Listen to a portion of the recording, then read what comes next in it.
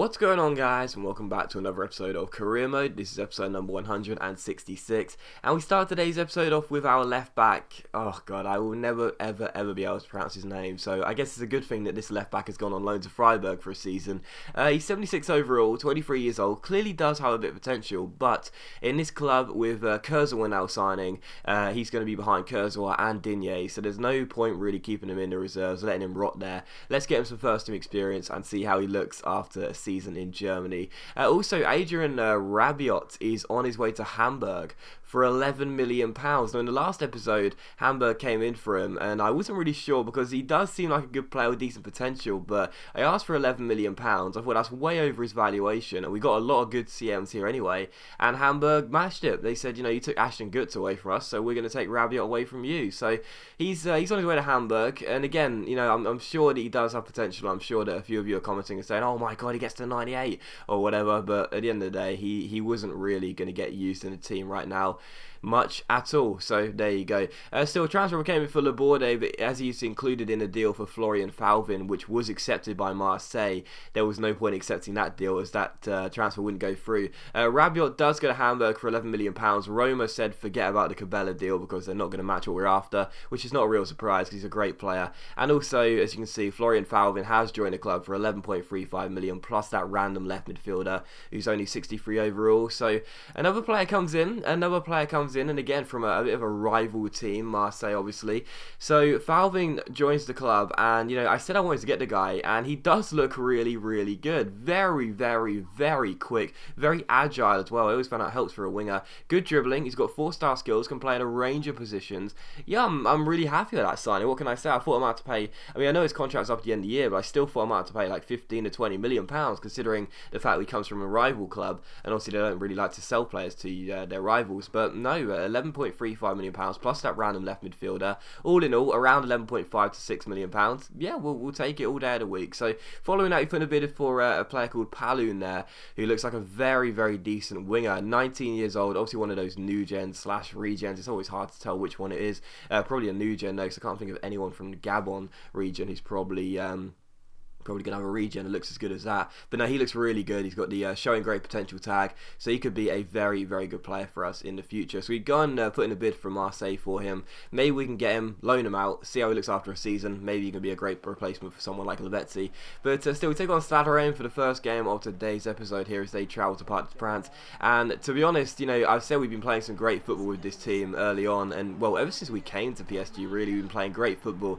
And this was a really nice goal, a lovely passing move, a build up of around 5 players involved in it, and Remy Cabella was the one that finished it all off after a Lacazette assist. And I have to say, these two as a partnership, CAM and striker, they are working just in tandem, working so flawlessly right now. And Remy Cabella, could have been on his way to Roma for a decent bid, but there's no way I'm selling the guy who's in such good form and a great start to the season.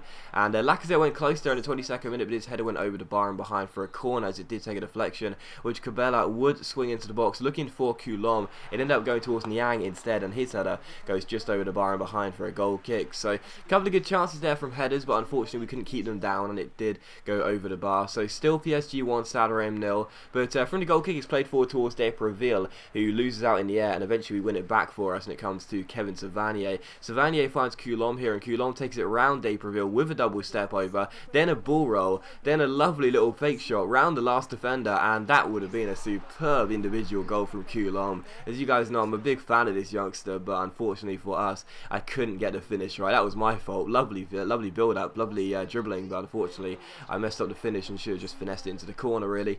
Still PSG 1, Stade Rennes 0. They did have a chance there which went wide the post and behind for a goal kick, and in the 45th minute Cabella's on the ball for us and we strike it from range, but it goes just wide and behind for a goal kick. So still 1-0 going into the second half, and to be honest, as you guys noticed, Depreville starting for Stade Rennes. I've mentioned it a few times now.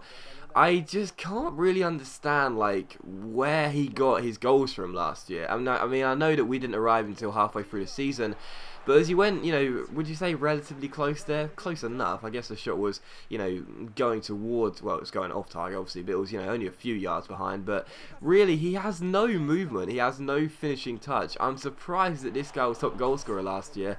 And so you guys know I've signed Anthony as a backup striker in the reserves right now.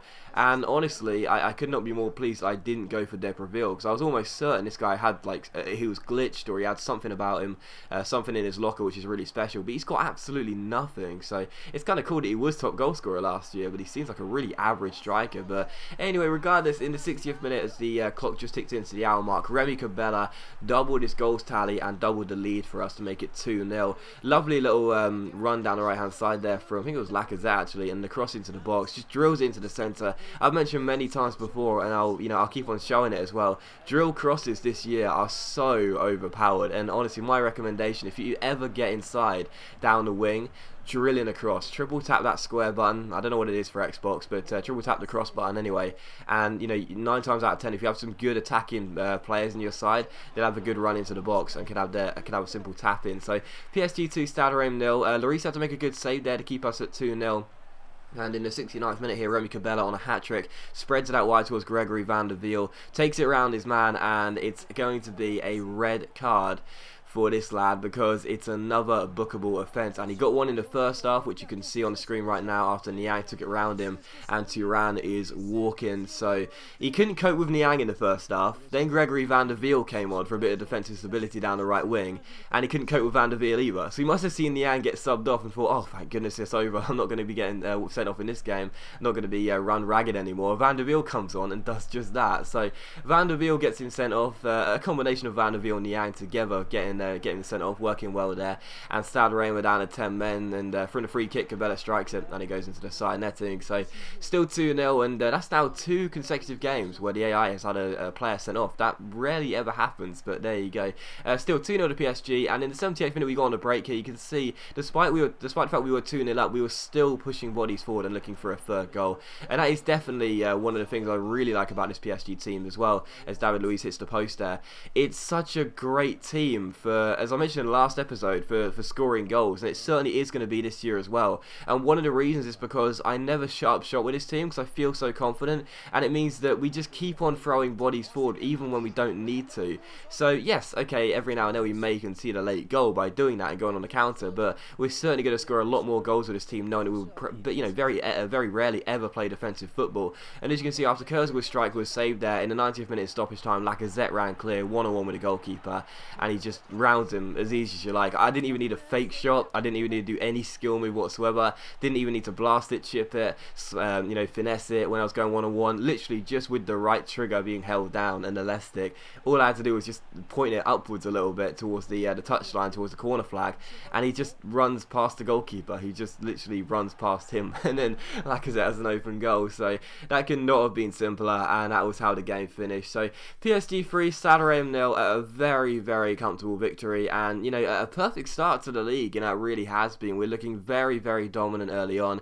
2 goals for Cabella, 1 for Lacazette. Those two are working really, really well together. I guess you could call them Lacabella, or maybe Cabella Cazette. I don't know, which one sounds better? I don't know, but both of those are really bad, aren't they? Anyway, they work really well together, and that's fantastic. But anyway, Marseille then accepted a bid for Didier Paloun of £3 million.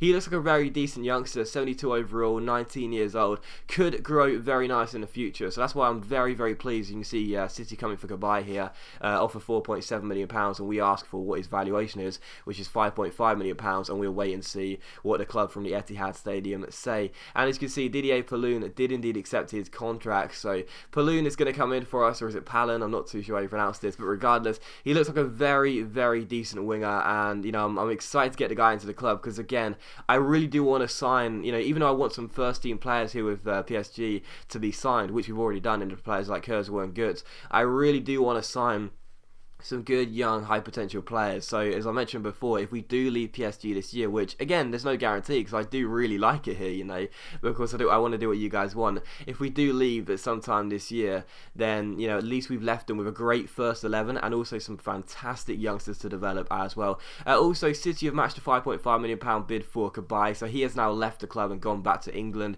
He's joined City, and again I'm okay with that. He wasn't a deadwood player per se, 81 overall, but at 33 years old he was never going to get back into the first team for the rest of his career. So let's just sell him on, get a bit of scratch for him, and we'll look to reinvest that in the team with some younger players as well. And as you can see, these are the younger players I'm talking about. Got quite a few scout reports on some very decent players, particularly in the Bundesliga. Terrazino, Unla, there's quite a few players regardless in a variety of positions, mainly down the spine of the team in the CBs and the CM areas. But we'll wait and see if we can sign any of these players because a few of them do look very, very good. And if we can get them in the club, again, they may not be first team straight away, but good potential for the AI to develop, and they'll be very happy with that, and we'll leave PSG with a great squad for the future. But as always, guys, a big thank you for watching the video. I really hope you have enjoyed it. If you have enjoyed the episode, please leave a like, and I'll see you for the next episode of Career Mode very soon.